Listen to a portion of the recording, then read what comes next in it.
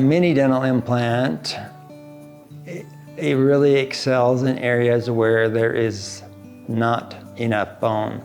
So if you've ever been to a dentist and says you just do not have enough bone to place an implant, almost always are we able to place a mini dental implant, because they're smaller diameter, in areas where there is just not the ability to place a traditional implant without significant effort. And by that I mean by additional surgeries to do bone grafting. Bone grafting is a little hit and miss. Sometimes it works great, sometimes it doesn't. It delays your treatment, it delays you getting a tooth.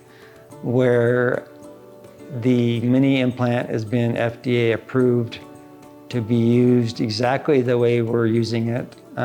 It's gaining more and more acceptance all the time.